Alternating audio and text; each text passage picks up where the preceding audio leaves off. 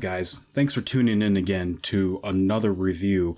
This time it's going to be Little Women, the 2019 remake adaptation starring Saoirse Ronan, Florence Pugh, Eliza Scanlon, Laura Dern, Emma Watson, Chris Cooper, Bob Odenkirk, a great cast of people here, but it is also specifically directed by Greta Gerwig, who also directed Lady Bird back in 2017, which earned her Oscar nomination for Best Director at the Academy Awards. And it's also a great film, so if you guys have not seen Lady Bird, I would definitely check it out. If you like this video, please leave me a like, please subscribe, and please share along the video if you enjoy movie reviews as much as I do. I am very excited to be talking about this film specifically. It's basically a story about the March family during the Civil War, specifically involving a group of sisters. And to further into the perspective, it's only one sister in particular, which is Jo March, played by Saoirse Ronan, who is striving to become a writer, but is having a hard time finding herself as an independent woman in a society where you would expect as a woman to either marry rich or find your own way into becoming rich. Jo is wanting to find success on her own as an individual. I'm so sick of people saying that love is just all a woman is fit for. I'm so sick of it.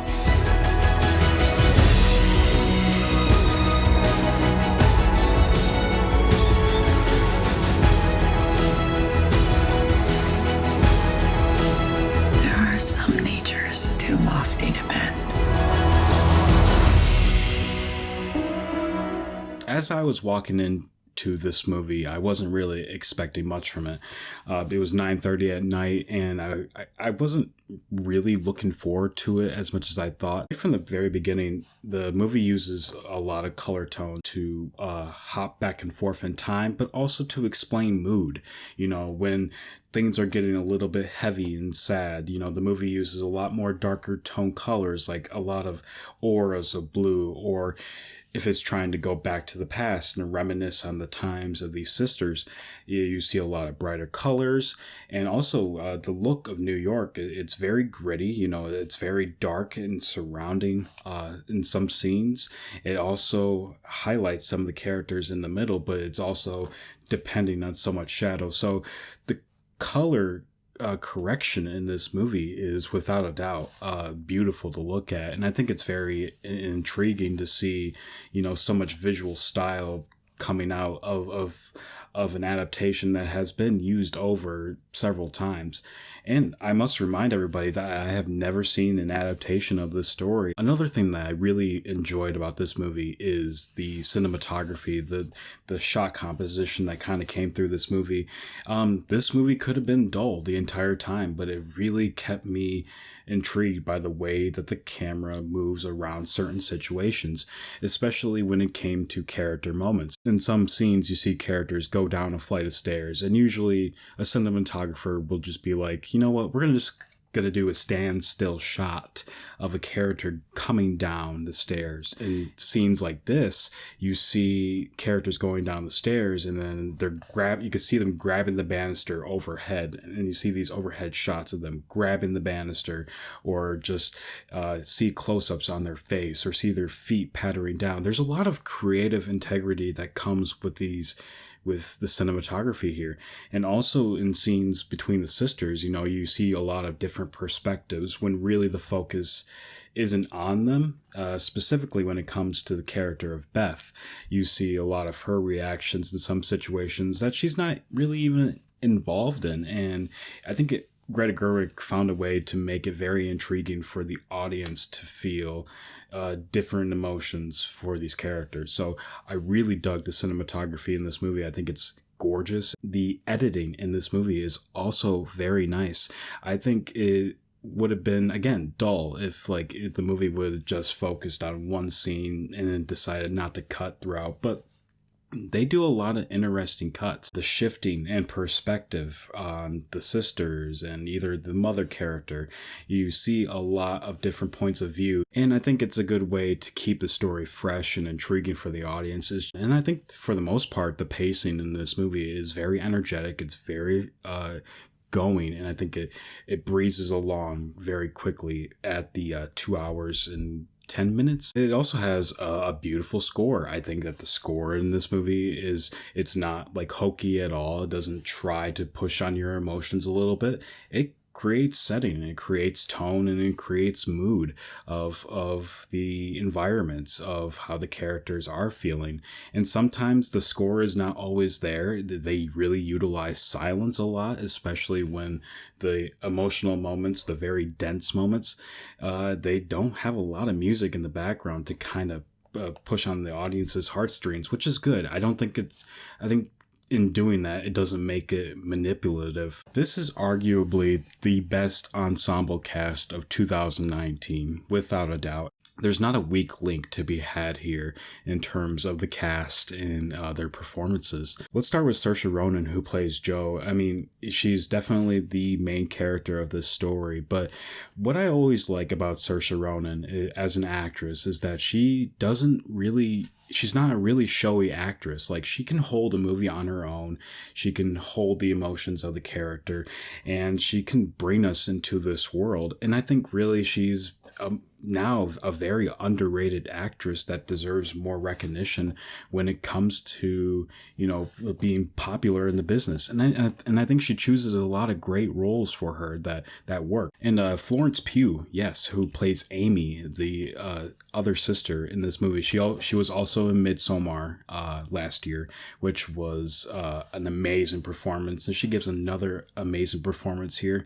And honestly, I think she's the standout performance of this entire cast. She's very transformative. She goes from being such a bratty kind of character into someone who goes into the real world, understands the struggles of being an artist, gets her heart broken quite a bit, and understands what it feels like to be an adult and still kind of not understanding what the world is about. She's always under the umbrella of Jo's success, and that's kind of where a lot of the conflict comes in between the movie. At one moment you hate her, and one moment you really like her, and you really think, wow, she's definitely learned from a lot. So yeah, great performance. Emma Watson, who plays Meg here, is really strong in this movie. She really is the sister who abides by the norms of society.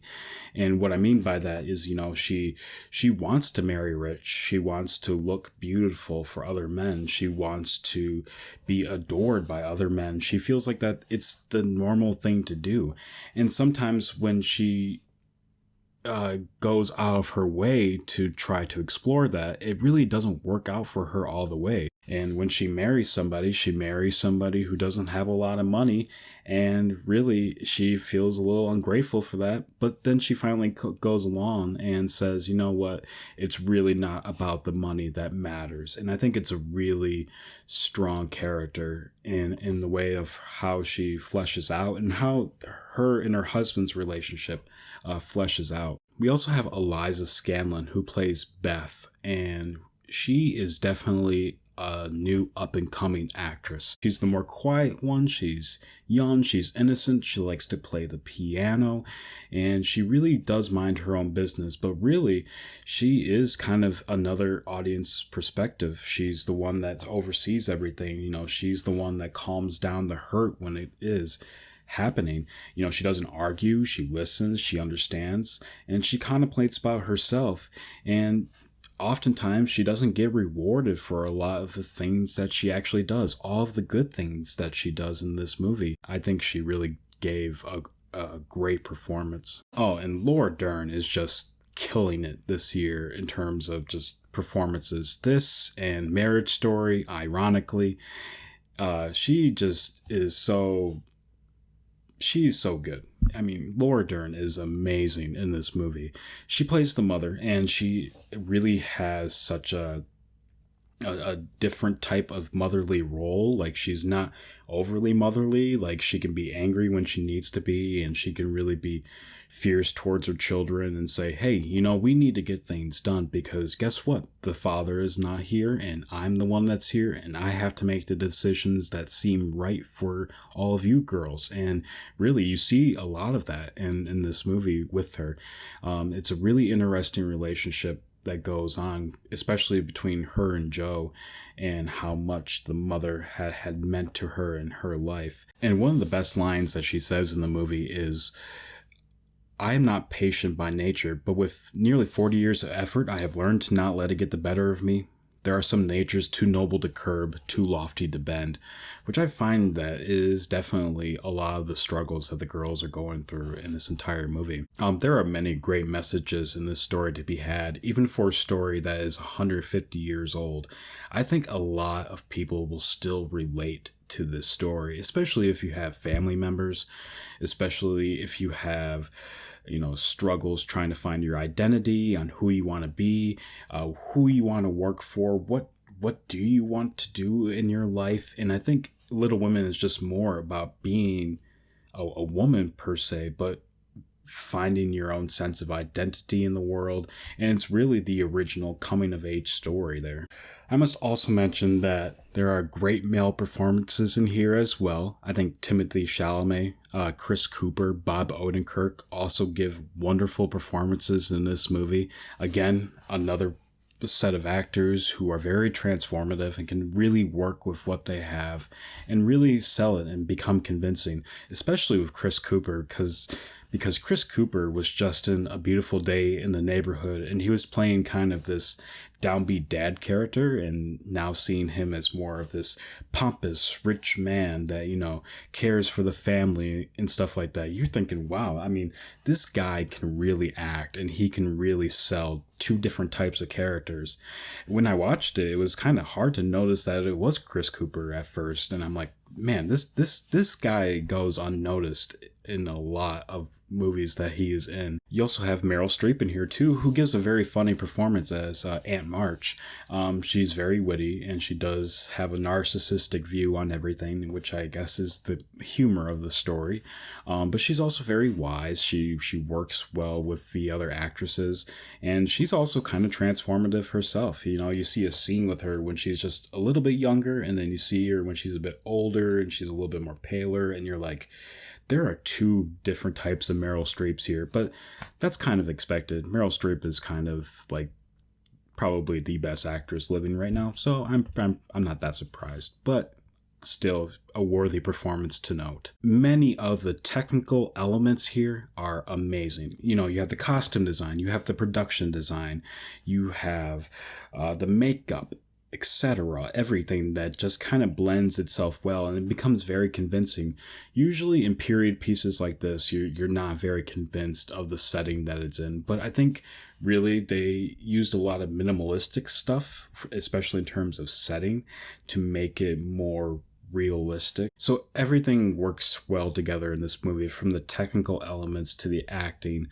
But I have to say, it wouldn't have been done without the excellent work that Greta Gerwig had put into this movie.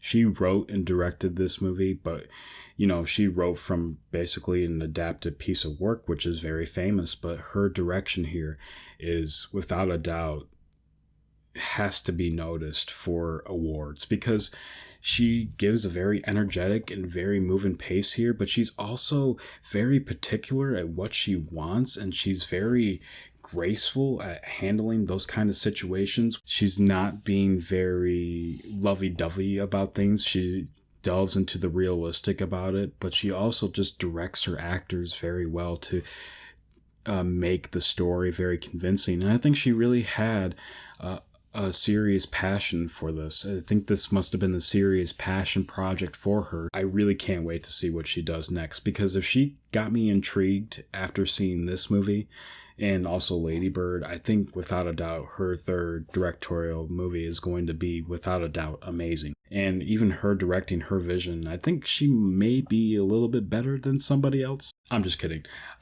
I think her and Noah Baumbach are very unique directors, but yet they have very different visions from one another. So it's very interesting to kind of compare and contrast with those films, especially with having same actresses in it. And I think really it competes with one another. And I hate to say it, but in some parts, I almost like this better than Marriage Story. Let's get on to some of the mixed things that I felt about this movie. I really enjoyed how the movie kind of time jumped itself, going back in time, going forward in time. And I think it really worked for me because I could tell with like how the colors were kind of switching back and forth, that we're like, oh, we're in this time now and we're in this time. But I hear that it gets pretty confusing for people, and I'm not going to lie, it almost got pretty confusing for me depending on how the scene was set up, and you're like, oh, now we're pushed back. Oh, now we're pushed forward again. Scene after scene after scene. It was like, whoa, and slow down for a second there. So I could see that being a mixed thing for some people. I guess if I have to give a big negative about this movie is that, I was going along with this entire story in terms of how I felt about it, how it kind of it kept winning me over and over again and kept convincing me that this is a lot better than some of the period pieces that we have. And I have to be honest about the last part of this movie, because I feel like that the third act, when everything comes full circle and everything gets resolved and stuff like that. But truthfully, the third act can feel very overlong and can feel very schmaltzy. How it was handled in terms of not necessarily the direction, but more of how scenes were played out. I think it could have worked a little bit better if they were more built up to those moments. Everything seemed long, but yet every point seemed rushed, if that makes sense. Like, it wasn't a part of those previous acts before. It feels like at the second act something tragic happens, and then we're on to the next one, and it's like, oh well, we have to push all these plot points in at this moment, and it just felt too much. And I don't think it's necessarily a bad ending at all, but I think it could have worked better if maybe things were melded a little bit more. And to me, that kind of sucks, because I feel like that in the first two acts of this movie, I was thinking, wow, this could be one of my favorite movies of the year. And technically it still is. It still is one of my favorite movies of the year, but it was so close to saying, man, this is my favorite movie of the year. That third act kind of killed that emotion for me, because I started noticing a lot of things. I'm like, well, okay, fine. We'll work with that. And everything gets solved and everything just gets handled very well. And it's like, wow, I guess that, the things did work out. But really, how they were handled, I felt like were a little bit, I don't know, it was a little typical and a little cliche. The final shot of this movie is one of the best final shots of 2019. It was very satisfying, especially the way that it was kind of built up to it. It was definitely a very satisfying way to kind of end this movie, especially with the way the movie begins. In conclusion to everything, I think really the movie is excellent for the first two parts of it. And I think that the last part of it is not as excellent. I think it's good, but I think it could have been a lot better. I think it really is definitely a crowd-pleasing movie. It's definitely one you have to bring tissues to, because there were many times where I almost teared up in some situations, and it wasn't even because of big tragic things. It was because of a lot of convincing character moments that was like, wow, I could probably relate to that, especially if you have a family that's so close to you. I think it touches on a lot of heartstrings for a lot of people, and I think it's definitely a very crowd-pleasing movie for that sake. So I definitely would say to go see it, because even if you haven't seen Little Women before, you don't really have to, because I think this movie will suck you into its story without confusing you. I think it'll make sense for the audience, whoever's watching it, to say, hey, you know what, I'm going to give this one a chance. And you really should. I doubted it from the very beginning, but then I was completely won over by the end of it. So it was hard to kind of give this an award, because for the first two parts of the movie, I'm thinking, yes, this is definitely a Platinum Award winning movie. Without a doubt, just beautiful everything, acting, technical stuff, directing, writing, everything about it was amazing. But then I have to recognize that the third act didn't really hit the emotion for me that it should have. And I think it was kind of rushed a little bit. And I felt like the movie was just a little bit too long. So for those kind of big points alone, I'm going to have to give Little Women the Gold Award. Not a bad award at all. I still think it's definitely something people need to see. I think it's definitely something that the Oscars should recognize for its great work. Thank you guys for watching. That was my review of Little Women. If you enjoyed this review, please give me a like. Please share the video around. And please subscribe for more movie review content. I have my top 10 coming up pretty soon. I'm still trying to compile a list of the top 10 movies this year. And let me tell you, it's been very hard to kind of narrow things down to a top 10, to the point where I almost want to do a top 15. Thanks, guys. Bye-bye.